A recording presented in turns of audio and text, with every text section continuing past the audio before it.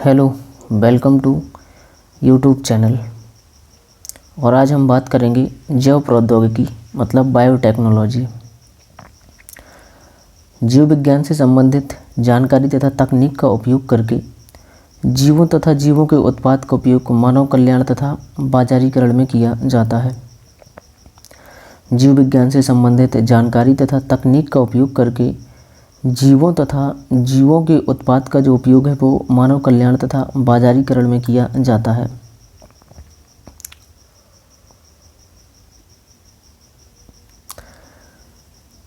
प्रतिजैविक जैसे कि प्रतिजैविक या औषधि, प्रतिजैविक औषधि। एंटीबायोटिक की खोज 1929 में अलेक्जेंडर फ्लेमिंग ने की। एंटीबायोटिक्स की जो खोज है वो 1929 में अलेक्जेंडर फ्लेमिंग ने की। फ्लेमिंग ने प्रयोगशाला में पेनिसिलिन का निर्माण किया। फ्लेमिंग ने प्रयोगशाला में पेनिसिलिन का निर्माण किया। प्रतिजैविक वर्तमान जीवाणुओं से बनाए जाते हैं। जो प्रतिजैविक है वे वर्तमान जीवाणुओं से बनाए जाते हैं जो जीवाणु से होने वाले रोगों से बचाव करते हैं। वर्तमान में 8000 से ज़्यादा प्रतिजैविक बन चुके हैं। वर्तमान में 8000 से ज़्यादा प्रतिजैविक बन चुके हैं। वर्तमान में 8000 से ज़्यादा प्रतिजैविक बन चुके हैं। टीका यानी कि वैक्सीन। वैक्सीन या टीका की खोज एडवर्ड जेनर ने की। वैक्सीन की खोज एडवर्ड जेनर ने की, इसलिए एडवर्ड जेनर को टीकाकरण का पिता कहा जाता है। एडवर्ड जेनर ने टीकाकरण यानी कि वैक्सीन की खोज की, इसी वजह से एडवर्ड जेनर को टीकाकरण का पिता कहा जाता है। एडवर्ड जेनर ने जो पहला टीका है वो चेचक यानी स्मॉल पॉक्स के लिए बनाया। एडवर्ड जेनर ने पहला टीका स्मॉल पॉक्स यानी कि चेचक के लिए बनाया। वैक्सीन जो है रोगाणुओं के कण होते हैं। वैक्सीन रोगाणुओं के कण होते हैं जो सूक्ष्म मात्रा में चरणबद्ध तरीके से शरीर में प्रवेश कराया जाता है। शरीर में प्रवेश कराने से WBC यानी कि वाइट ब्लड सेल्स की कोशिका यानी लिम्फोसाइट के द्वारा एंटीबॉडी का निर्माण किया जाता है जो बीमारियों से जीवन भर सुरक्षा प्रदान करता है। शरीर में प्रवेश कराने से WBC की जो कोशिका है लिम्फोसाइट्स की द्वारा एंटीबॉडी का निर्माण किया जाता है जो बीमारी से जीवन भर सुरक्षा प्रदान करता है। कुछ महत्वपूर्ण बीमारियों से संबंधित टीका। पोलियो के लिए टीका का निर्माण जॉन साल्क ने किया। पोलियो के लिए जो टीका का निर्माण है वह जॉन साल्क ने किया। ओरल वैक्सीन के रूप में 2 बूंद दवा 1995 से पिलाई जाती है। ओरल वैक्सीन के रूप में जो 2 बूंद दवा है वो 1995 से पिलाई जाती है। रेबीज के लिए टीके का निर्माण लुई पास्चर ने किया। रेबीज के लिए जो टीके का निर्माण है वह लुई पास्चर ने किया। BCG का यह जो वैक्सीन है वो क्षय रोग के लिए दिया जाता है। BCG का यह जो वैक्सीन है वो क्षय रोग के लिए दिया जाता है। DPT diphtheria pertussis tetanus. DPT मतलब डिप्थीरिया पर्टूसिस टिटनेस, इसे ट्रिपल वैक्सीन भी कहा जाता है क्योंकि यह 3 बीमारियों के लिए वैक्सीन का काम करता है। इसे ट्रिपल वैक्सीन भी कहा जाता है क्योंकि यह 3 बीमारियों के लिए वैक्सीन का काम करता है। यह काली खांसी डिप्थीरिया पर्टूसिस टिटनेस के लिए लगाया जाता है। यह काली खांसी टिटनेस के लिए लगाया जाता है। टिटनेस को लॉक जॉ डिसीजेज भी कहा जाता है। टिटनेस को लॉक जॉ डिसीजेज भी कहा जाता है। किसी व्यक्ति को लोहे से बनी वस्तुओं द्वारा कट जाने पर टिटनेस होने का खतरा बना रहता है जिसके लिए ATS का इंजेक्शन दिया जाता है। किण्वन यानी फर्मेंटेशन। सूक्ष्म जीवाणुओं द्वारा जाइमेज एंजाइम की मदद से कार्बनिक यौगिकों का अपघटित होना किण्वन कहलाता है।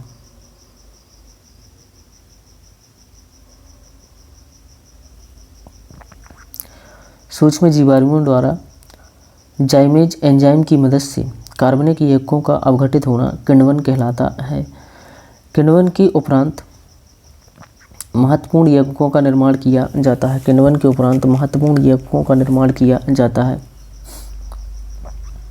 एथिल अल्कोहल का निर्माण कार्बोहाइड्रेट के किण्वन द्वारा होता है। एथिल अल्कोहल का जो निर्माण है वह कार्बोहाइड्रेट्स की किण्वन द्वारा होता है जिसका उपयोग शराब के निर्माण में किया जाता है।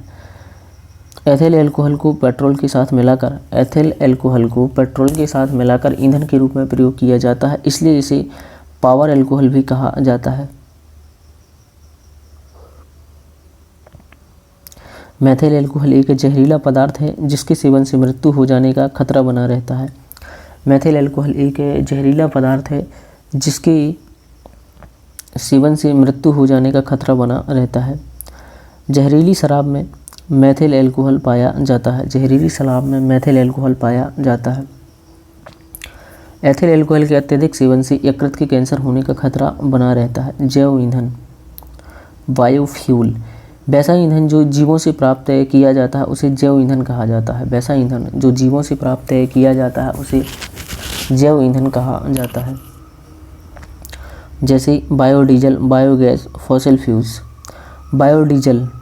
बायोडीजल में फॉसिल फ्यूल से प्राप्त डीजल में C15 तथा सल्फर के यौगिक पाए जाते हैं। बायोगैस जीवाणुओं द्वारा कार्बनिक यौगिकों की किण्वन से अपघटित होकर निम्न प्रकार की गैस का निर्माण करते हैं, जैसे ammonia, hydrogen sulphide, sulphur dioxide, carbon dioxide, NOCH4। इन सभी गैसों को सामूहिक रूप से बायोगैस कहा जाता है।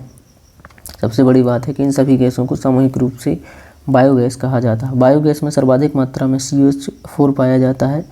बायोगैस में सर्वाधिक मात्रा में CH4 पाया जाता है। बायोगैस में मीथेन की मात्रा 70% होती है। बायोगैस में जो मीथेन की मात्रा है वह 70% होती है। CNG यह पेट्रोलियम प्राप्त करने वाले स्थानों से प्राप्त किया जाता है।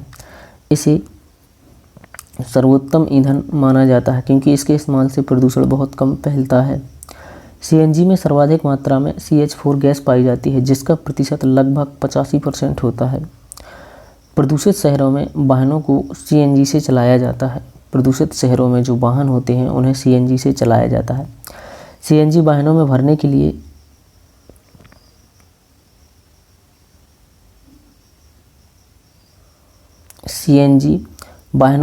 के लिए जगह जगह गैस स्टेशन का निर्माण किया गया है। भारत में जो पहला CNG गैस स्टेशन है वो तमिलनाडु के नागपट्टनम में स्थापित किया गया। भारत में जो पहला CNG गैस स्टेशन है वह तमिलनाडु के नागपट्टनम में स्थापित किया गया। जैविक खाद, इसके अंतर्गत पेड़ पौधों, मृत पत्तियाँ, टहनियाँ, जानवरों के मल मूत्र, गोबर, हड्डियाँ, सिंग तथा रक्त को शामिल किया जाता है। ग्रीन ब्लड, गेहूँ के छोटे पौधों को ग्रीन ब्लड कहा जाता है क्योंकि इसका सेवन करने से शरीर में हीमोग्लोबिन की मात्रा में वृद्धि होती है। ग्रीन ब्लड यानी गेहूं के छोटे पौधे को ग्रीन ब्लड कहा जाता है क्योंकि इसका सेवन करने से शरीर में हीमोग्लोबिन की मात्रा में वृद्धि होती है। जैव कीटनाशी, रासायनिक कीटनाशी से उत्पादित फसल का उपयोग करने पर रासायनिक कीटनाशी से उत्पादित फसल का उपयोग करने पर शरीर में कई बीमारियां उत्पन्न होती हैं। जैव कीटनाशी के रूप में नीम का तेल, नीम की खल्ली, ट्राइकोडर्मा कवक तथा गैम्बूसिया मछली का प्रयोग किया जाता है। पराजीनी फसल, जब किसी अच्छे गुण वाले बाहरी जीन को फसलों में डालकर उत्तम नस्ल की फसल तैयार की जाती है उसे पराजीनी फसल कहते हैं। विश्व में जो पहली पराजीनी फसल है वो टमाटर को तैयार किया गया है। बाहरी जीन से फसलों में मनचाहे गुणों को विकसित किया जाता है जिससे फसल के उत्पादन तथा पोषक तत्वों में वृद्धि होती है, जैसे BT कॉटन, BT बैगन, गोल्डन राइस, ET3। अभी तक आलू, टमाटर, मक्का, चावल, गेहूं, इन सभी फसलों का पराजीनी फसल तैयार किया जा चुका है। कितने का? आलू, टमाटर, मक्का, चावल और गेहूं, इन फसलों का पराजीनी फसल तैयार किया जा चुका है। गोल्डन जो राइस है उसमें विटामिन ए का प्रचुर स्रोत माना जाता है। गोल्डन राइस को विटामिन ए का प्रचुर स्रोत माना जाता है। रेशम कीट यानी सेरीकल्चर, इसके अंतर्गत रेशम के कीट का पालन किया जाता है जिससे रेशम की प्राप्ति होती है। इसके अंतर्गत रेशम के कीट का पालन किया जाता है जिससे रेशम की प्राप्ति होती है। रेशम के कीट शहतूत के पौधे पर अपना जीवन यापन करते हैं। रेशम के जो कीट हैं वो शहतूत के पौधे पर अपना जीवन यापन करते हैं। पत्तियों पर ही अंडे देते हैं जो विकसित होकर नए कीट के रूप में जन्म लेते हैं। रेशम के कीट का निर्माण प्यूपा के स्टेज में करते हैं। रेशम के जो कीट हैं वो रेशम का निर्माण प्यूपा के स्टेज में करते हैं। रेशम रासायनिक रूप से प्रोटीन से निर्मित होते हैं।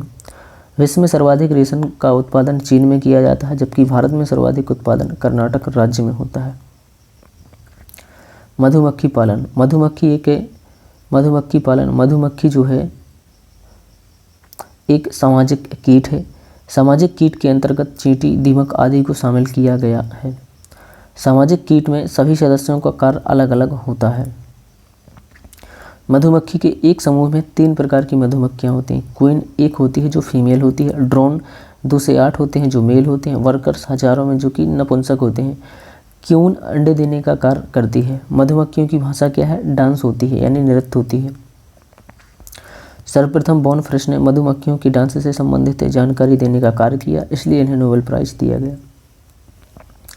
बॉन फ्रेश नाम के वैज्ञानिक ने मधुमक्खियों की डांस से संबंधित जानकारी देने का कार्य किया, इसलिए इन्हें नोबेल प्राइज़ दिया गया।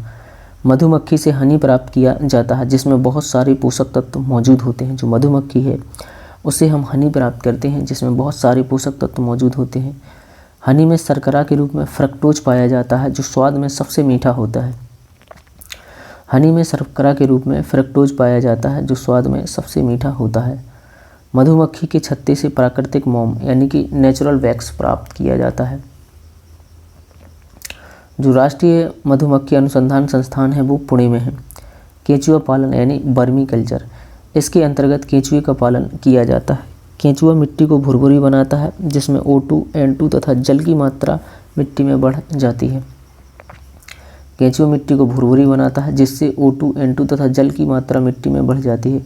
केंचुए के मल से वर्मी कंपोस्ट बनाया जाता है। केंचुए के मल से वर्मी कंपोस्ट बनाया जाता है। केंचुए को किसानों का मित्र कहा जाता है। पर्ल कल्चर, इसके अंतर्गत सीप यानी कि ओएस्टर का उपयोग किया जाता है। ओएस्टर जो है वो मोलस्का संघ का प्राणी है। ओएस्टर मोलस्का संघ का प्राणी है। मोती रासायनिक रूप से CaCO3 मतलब का कैल्शियम कार्बोनेट का बना होता है। अगर इन्फॉर्मेशन अच्छी लगी हो, वीडियो के लास्ट तक आए हो तो लाइक, सब्सक्राइब और शेयर ज़रूर करना। धन्यवाद।